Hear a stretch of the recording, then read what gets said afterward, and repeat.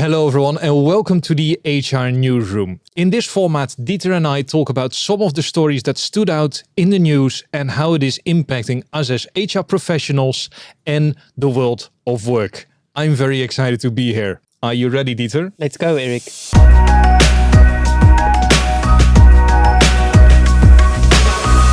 So our story, the title is Future of Work.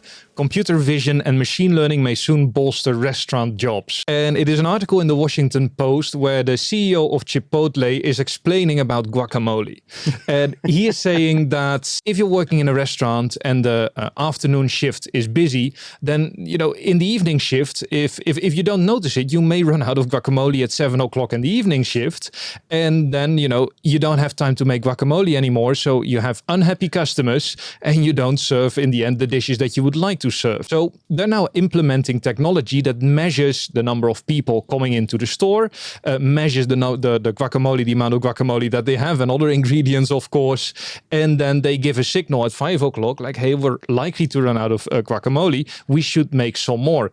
And I think that's a fascinating way of thinking about implementing technology in a restaurant business. And my question to you, Dieter, is the next time you go into a burger joint, will it be a high-tech environment where you're eating? I'm wondering about that, Erik, and I'll take the view this evening on this topic really around the fact that where does this trend end? Because I hear a lot of good things when you talk about this article around, well, firstly, guacamole, which is, wonderful in itself, but also around additional controls and customer service. But I wonder, where does that end? And in a lot of examples, I'm going to use Starbucks as an example. It's the barista writing your name on the cup is such a big part of that experience that they want to create around the moment that you have from the counter until you receive your cup. If we automate that in a high-tech environment, are we not taking away those memorable moments?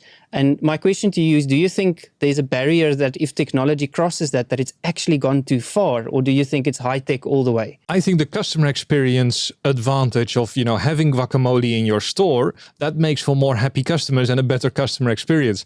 To your point, Dieter, of course, the barista at Starbucks adds something to the experience. At the same time, if I go to my local supermarket, there's now a self-scan cashier desk or a self-scan checkout, and it makes for a much faster experience. So I like that. I wouldn't really want to go back to waiting in queue for 5 minutes in order to get my groceries scanned. So I think there's also a lot of benefits to technology. To build on your point then, Erik, is if we take into account all these different benefits, it has to raise the question then of, are we going to employ less people within the restaurant? Because that's the next logical step. The cashier that you've just mentioned, there's no longer a cashier. Or I've got one person that mans 5-6 different checkout points. And does it not bring us back to the conversation around the fear associated with technology taking away jobs? And how do we deal that in an organization? Because I think it is the reality. I think high-tech is the direction that we're going in. But is there something else that we should be doing around just changing that narrative? Because otherwise, I've been in organizations where, employees literally sabotage progress around technology due to the fact that, it's going to replace me one day. And that's not where we want to go with regards to that. So your view on, how do we then manage this transition? Is there things we can do differently? Because I think at the moment there should be a lot of fear, especially under younger workers or your lower end of the market, more unskilled labor. I think so. And I think there's actually potentially a revival of the good old job analysis where you look at the job and the elements in a job and, what constitutes a job in that sense, especially when automation takes place. And what I love as an example is the example of an operating room where they implemented a robotic hand on the operating table to ensure more precision cuts and a more precise procedure. And what happened then, the surgeon moved to the corner of the operating room, controlling a computer with a joystick. However, because of that, the surgeon wasn't at the operating table anymore, meaning that the head assistant essentially had to make certain incisions and do certain procedures and make certain calls that the surgeon wasn't able to do because he was standing in the corner or she was standing in the corner of the room. So you see that the dynamic of collaboration changes and also the responsibility that people have changes. And this hospital had to retrain the head nurse. They needed to get specific skills. So I think it does require much more of a holistic approach. To your point, what does it mean for collaboration and what does it mean for the shop environment and the guacamole we serve in the restaurant, essentially? I think you're so right, Erik. I think there's also, for me, You touched on a very important point, the responsibility and accountability, because I think regardless of what we do with technology, there's still this concept around the buck stops here. And to build on your surgery example, there's still somebody that has to take accountability for the patient. Now, whether I'm operating in the corner of the room or at the real room, I think there's also a dynamic shift in terms of power. And if we don't take this holistic approach towards that, I do think we will leave people behind, because it's much easier just to opt out and say, oh, it wasn't me, it was the machine that made the mistake. I hear that often when I speak to HR practitioners, especially going through big technology implementations. The first few mistakes, even though they might be human in nature, always gets blamed on the system. And I get worried that over time, that would be the narrative that we go into from a progress point of view. Instead of, this world where technology augments and enables, I still think we're clinging onto this, it replaces me. It's like looking at an organogram. Where's my name on it? And I think we're starting to see a little bit of that as well. I agree with that. And I think one of the things that is interesting is, also in relation to the first topic, is what is then that role that automation plays in maybe filling those gaps in the labor market that we are seeing. For example, Hilton removing the mandatory cleaning every day. Instead you give a call if you want your room cleaned, and otherwise it won't get cleaned. So I'm wondering what the impact is of kind of the shortage of workers and also of automation on business models for organizations. And I think there's a definite conversation there to be had, Erik, around business models changing, the role of technology, and what is really the role of digital, and how do we complement that through different skills. I love your Hilton example. I think I would be really, really worried if I forgot just to press that button around making sure that you come and clean my room. I agree. And to add to that, yesterday I was listening to a podcast and they were talking about a cabbage cutting organization. Apparently that was their core process, and they bought a machine, but they didn't buy it, they leased it. So then machinery becomes part of kind of your flexible workforce. You can just lease the machine for, you don't have the upfront cost anymore. So I think that's also a fascinating example of automation moving into the workplace. And that also brings us to our next story, which is about the rise of the digital boss. They can hire you and they can fire you. And the quote in the article that really stood out for me was that 80% of global 2000 companies expect that by 2024, AI and machine learning will be managing parts of their workforce. So that's in about 2 years, 80%. So that to me was a staggering number. And on the one hand, I thought, this is interesting because, as HR professionals, we often say that, bad management is kind of the root of all evil. So maybe the robot, as good management, will solve this root of all evils. What do you think, Dieter? There's something for me around, I can't see myself reporting directly into a robot. I think there's stuff robots do much better. I think there's stuff that we still need from, especially if I'm younger talent, and you'll hear me talk often about younger talent. I try to be kind of the voice for them to say, up and coming people, where's the coaching, the guidance, the advisory, the things that I can't get through an algorithm. And I worry that we are going to lose that humane part that comes with managing and leading people. And I'm wondering if that's not a very risky and a slippery slope to go down, because I can then hire and fire somebody without any human interaction. Let me play devil's advocate for just a little bit, because, robots are, if we program them well, unbiased. They make good decisions. That's what they're known for.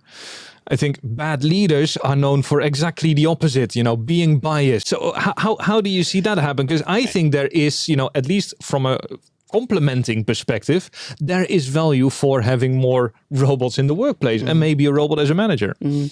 I think Erik, for me, there's a balance here that we need to strike, right? There's on the one end, I think we have to define what do we say by manager versus leader? And I'm not talking about the age-old debate of management versus leadership, but I think I'm talking about the certain managerial tasks and activities where I think technology or robots, if you want to call it that, can complement well. But I think there's still transformational leadership capabilities that I wouldn't want to, even if we could, from an algorithm point of view, put it into a robot. I think there's something for that connection point if we're able to do it right. Let me ask Dieter a question. Dieter, would you rather have a bad manager or a robot as a leader, as a manager? Sure. Erik, you're putting me on the spot there. can I not have a good robot with an okay manager?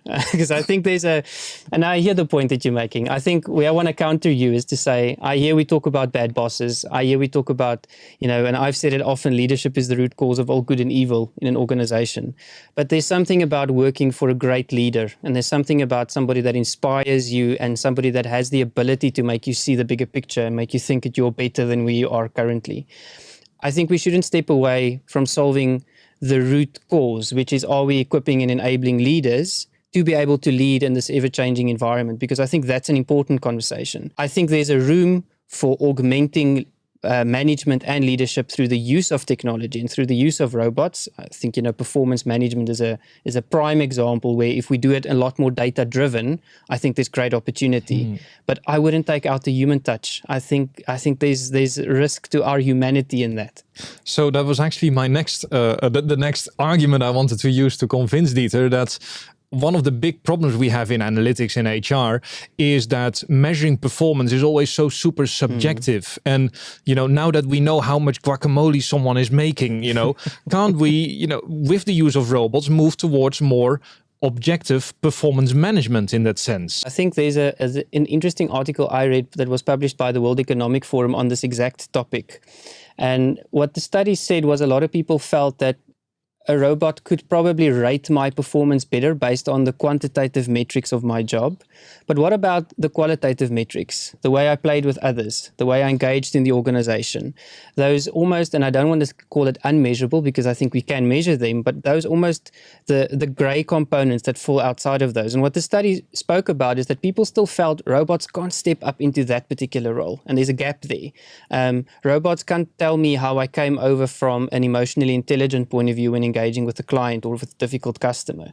And I think there's a balance that we do need to strike. I think there's progress, but I don't think we should just progress because we have to. I'm a firm believer that just because you can doesn't mean you should. And we need to strike and find that balance. Of course, I was playing a little bit devil's advocate, so I agree wholeheartedly with what Dieter says. And I think what's interesting is that the EU is now also announcing regulation about the use of a digitized manager in that sense. So there's much more to come about this specific topic. But Dieter, I think that also leads into your next topic, because after you've been working for a robot boss for a couple of days, you're probably tired. Eric, that brings us to the topic, and I think everybody on the call this evening has heard about the 4-day work week and the experiments that are being run currently around the world and I want to quote the BBC article that looks at whether the 4-day work week firstly increases mental well-being and does it really make people happier and does it make them more equipped for work, but then why work at all? If it's so beneficial for me to work less, why shouldn't I just not work at all? And I'd love you to tell us more about the anti-work movement. So I have a secret to share with you. I've been lurking, as they call it, on Reddit for about a year on the anti-work subreddit thread. And it's called Anti-Work. It has about 1.7 million active users, I think, last time I checked. And it's essentially a Reddit forum with all kinds of topics about anti-work, with a strong anti-work sentiment. And I think it is fascinating. People hate their job, they hate their work, they hate their boss, and they hate the most HR. And I find it fascinating, not because I agree with all of it, but because I think it represents a certain sentiment. And that's a sentiment that I do see some validity in what they're doing. And there was a representative on Fox News. That's how it got big in the news. I don't think he was that representative, quite literally. But I do think it's symbol for a deeper movement and an unsatisfaction about work and what we try to achieve with work. I think, Eric, I think it's an important conversation that we're having around, what is work and why do people work? I think if I can take the stance a little bit against the anti-work movement, is something that bothers me there is we're ignoring a few key questions. I think the first one, everybody, I agree, has got a right towards decent work. Everybody's got the right towards, work that brings fulfillment and being remunerated fairly for their contribution. And it feels to me a little bit like we are, and there's a saying, throwing the baby out with the bathwater. We are looking at this concept of work and saying, oh, everything is broken. We just need to kind of restart completely. There's things we need to fix, but I think we are not engaging in that conversation. And I have to ask the question, who's speaking on behalf of the voiceless in this particular area and in this particular domain? Who is is it not people lashing out because they feel, and I'll admit, I think, lower end employees struggle in this regard quite a bit, but who speaks up for them and who engages on their behalf? Because is that not the problem? Is it not the working conditions as opposed to necessarily just work as a concept? I do think that is the problem, and I want to show just a tweet that was posted yesterday on the forum, and it is a girl with beautiful green hair saying, "Why would I take my piercings out and dye my hair for a minimum wage job? Why would I do that?"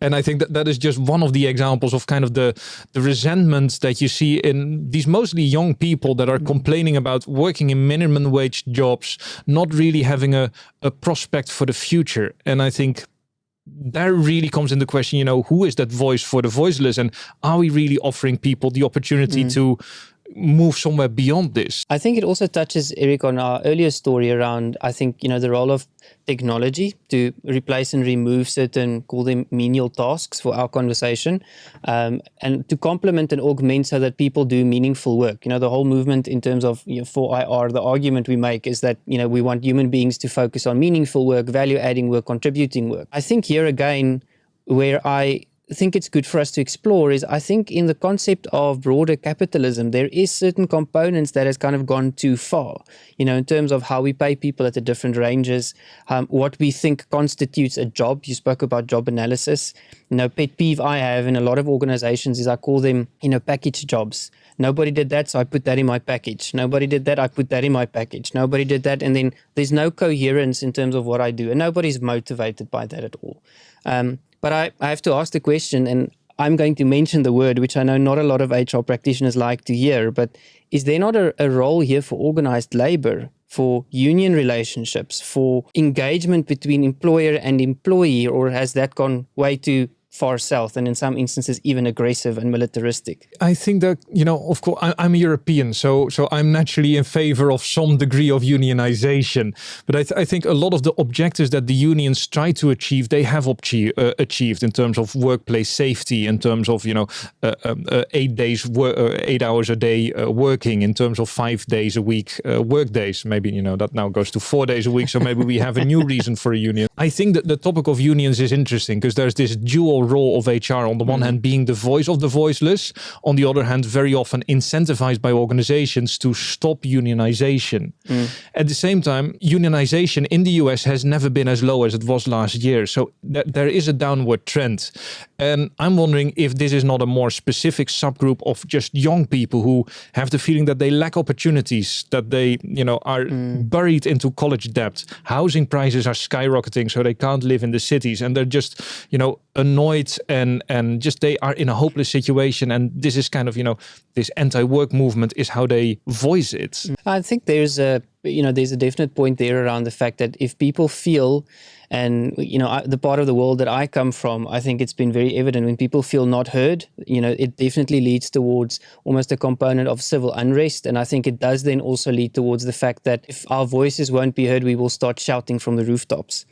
I think where I disagree a bit at the moment with what is happening in the world is I think we've victimized or associated certain stigmas with the word union, because it actually comes from a very good place. Personally, I'm also a big fan of, having structures in place to make sure that the right things happen in the organization. But I think in different parts of the world, what we have seen is that the power has shifted to some of these entities so much that it's actually no longer a conducive conversation between the organization and the union on behalf of the employees, and it's about power, and we kind of forget who we represent. Practical example, I was part of a big transformation process, and unfortunately we had to start negotiations with the union around labor shortages and cuts, and eventually some of the people came to me and said, I just want to speak to you as my employer. I'm sure we can find a way forward, but I'm no longer allowed to.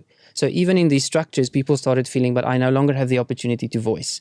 Yeah. And that worries me, because young people surely need a voice. Yeah, and in the end, I think it is about balance. And I think that is something that we both agree on.